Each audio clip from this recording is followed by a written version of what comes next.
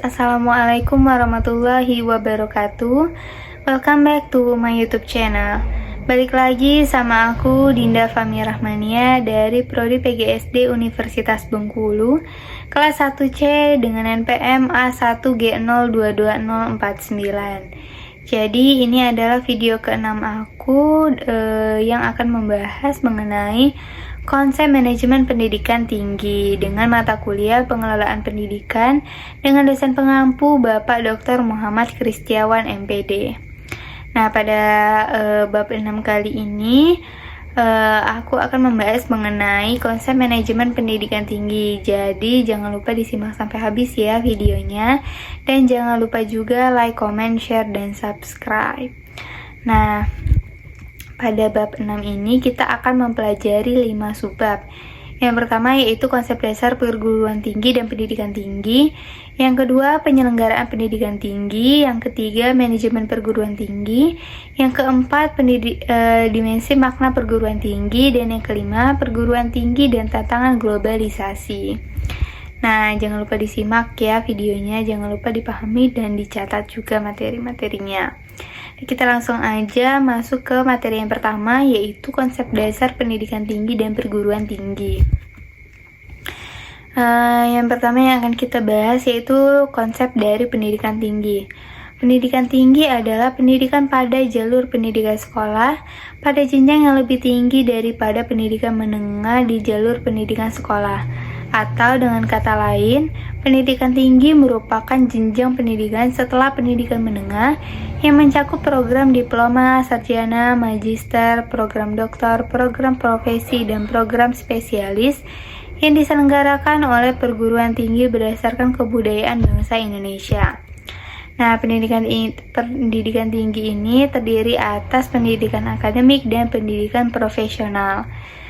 Nah, kalau pendidikan akademik merupakan pendidikan yang diarahkan terutama pada penguasaan ilmu pengetahuan. Pendidikan akademik meliputi program sarjana, program pascasarjana, program doktor, dan program magister. Nah, kalau pendidikan profesional merupakan pendidikan yang diarahkan terutama pada kesiapan penerapan keahlian tertentu. Nah, pendidikan profesional meliputi program diploma 1, diploma 2, diploma 3, dan diploma 4. Nah, selanjutnya yang kita bahas yaitu konsep perguruan tinggi. Nah, perguruan tinggi adalah satuan pendidikan yang menyelenggarakan pendidikan tinggi. Perguruan tinggi dapat berbentuk akademi, politeknik, sekolah tinggi, institut, dan universitas. Yang pertama yaitu akademi. Nah, akademi ini menyelenggarakan program pendidikan profesional pada satu cabang atau sebagian cabang ilmu pengetahuan, teknologi, atau kesenian tertentu. Yang kedua yaitu politeknik. Politeknik ini menyelenggarakan program pendidikan profesional pada beberapa bidang pengetahuan khusus atau perguruan tinggi yang menyelenggarakan pendidikan vokasi. Yang ketiga yaitu sekolah tinggi. Sekolah tinggi menyelenggarakan program pendidikan akademik atau profesional dalam lingkup satu disiplin ilmu tertentu. Yang keempat yaitu institut. Institut menyelenggarakan program pendidikan akademik dan atau profesional dalam sekelompok disiplin ilmu pengetahuan, teknologi, dan atau kesenian. Nah, yang kelima yaitu universitas. Universitas menyelenggarakan program pendidikan akademik dan atau profesional dalam beberapa disiplin ilmu pengetahuan, teknologi, dana, atau kesenian tertentu. Jadi itu dia konsep dari perguruan tinggi dan pendidikan tinggi. Kita lanjut aja ke materi yang kedua yaitu penyelenggaraan pendidikan tinggi. Nah, pada peraturan pemerintah nomor 60 tahun 1999 tentang pendidikan tinggi mengatur bahwa penyelenggaraan perguruan tinggi yang dilakukan oleh masyarakat haruslah berbentuk yayasan atau badan yang bersifat sosial.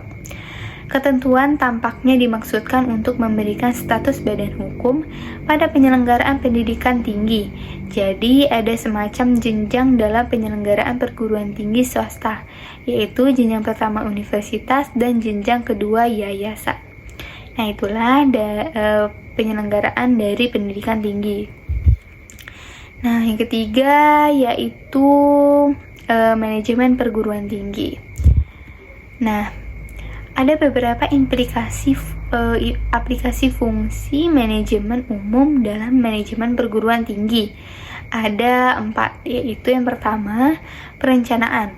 Perencanaan program kerja termasuk perencanaan anggaran bukan merupakan hal baru bagi perguruan tinggi, baik perencanaan 5 tahunan maupun perencanaan tahunan. Namun, perencanaan perlu dilakukan untuk perencanaan strategis, yaitu perencanaan yang menentukan hidup, mati, dan berkembang atau tidaknya suatu universitas. Yang kedua yaitu pengorganisasian. Fungsi pengorganisasian termasuk fungsi pengisian staf yang sesuai untuk setiap tugas atau kedudukan. Pengisian staf atau karyawan perlu membedakan beberapa jenis karyawan yang bekerja di suatu universitas, yang masing-masing mempunyai tugas khas dan karakteristik sendiri-sendiri.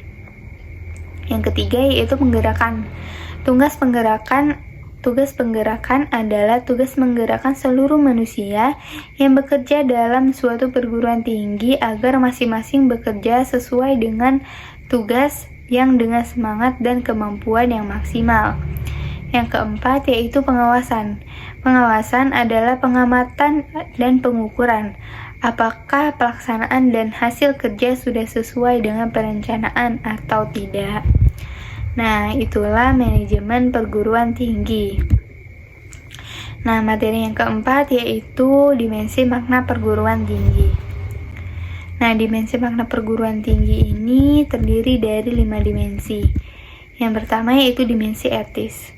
Peran universitas pada perlindungan martabat manusia serta tanggung jawab moral penemuan ilmu pengetahuan dan teknologi adalah beberapa contoh dari dimensi etis dan makna perguruan tinggi. Dimensi yang kedua yaitu dimensi keilmuan. Dunia perguruan tinggi adalah dunia ilmu pengetahuan. Tujuan utama pendidikan tinggi adalah mengembangkan dan menyebarkan ilmu pengetahuan, teknologi, dan kebudayaan dengan proses belajar mengajar, penelitian, dan pengabdian kepada masyarakat. Hanya di perguruan tinggi melalui pendidikan tinggi, ilmu pengetahuan betul-betul dikembangkan dan bukan pendidikan yang lebih rendah atau di tempat lain. Dimensi ketiga yaitu dimensi pendidikan. Di dalam proses pembelajaran, mahasiswa diusahakan menjadi orang yang mau belajar terus-menerus. Proses pembelajaran umumnya bersifat formal. Sebaliknya, pendidikan adalah proses penyiapan manusia muda menjadi manusia dewasa, yaitu manusia yang mandiri dan bertanggung jawab. Dimensi yang keempat yaitu dimensi sosial. Melalui kegiatan dan perjuangan para ahli dan mahasiswa, kehidupan demokrasi ditingkatkan dan martabat manusia lebih dihargai. Perguruan tinggi mempersiapkan para mahasiswa untuk mengambil tanggung jawab di dalam masyarakat. Dari para lulusannya, masyarakat mengharapkan pembaharuan dan perbaikan terus-menerus dalam tata kehidupan bermasyarakat dan bernegara. Melalui pengajaran dan penelitian, perguruan tinggi diharapkan memberikan sumbangan dan dalam memecahkan berbagai problema yang sedang dihadapi masyarakat, seperti kekurangan pangan, pengangguran, kekurangan pemeliharaan kesehatan, ketidakadilan, kebodohan, dan lainnya. Dimensi yang kelima yaitu dimensi korporasi. Perguruan tinggi memberikan jasa kepada masyarakat berupa pendidikan tinggi dalam bentuk proses belajar mengajar dan penelitian. Yang diajarkan dan yang diteliti adalah ilmu pengetahuan. Perguruan tinggi memiliki pelanggan, yaitu para mahasiswa dan masyarakat pengguan lulusannya. Perguruan tinggi menghadapi persaingan, yaitu antara lain perguruan tinggi lain, baik di dalam maupun di luar negeri. Jadi itulah dimensi-dimensi makna dari perguruan tinggi. Nah, kita masuk ke materi yang terakhir yaitu materi kelima mengenai perguruan tinggi dan tantangan globalisasi.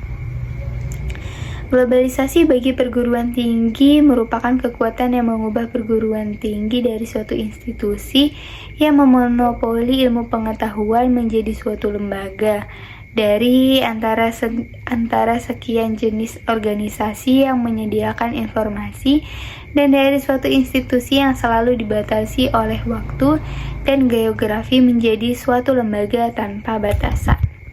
Nah, dengan demikian, di perguruan tinggi ada dampaknya yang perlu diantisipasi dan tantangan yang perlu dihadapi, yaitu yang pertama, tantangan pada pengelolaan, yang kedua, tantangan pada proses belajar mengajar, dan yang ketiga, tantangan pada pendidikan nilai. Nah, itulah di perguruan tinggi dan tantangan globalisasi. Nah, jadi itulah guys, 5 materi yang ada pada bab 6 di mata kuliah pengelolaan pendidikan ini. Jika kalian kurang mengerti, kalian bisa bertanya di kolom komentar. Dan jangan lupa dipahami lagi ya materinya. Mohon maaf apabila saya ada salah kata. Saya akhiri, wassalamualaikum warahmatullahi wabarakatuh, dan sampai jumpa di video selanjutnya. Dadah.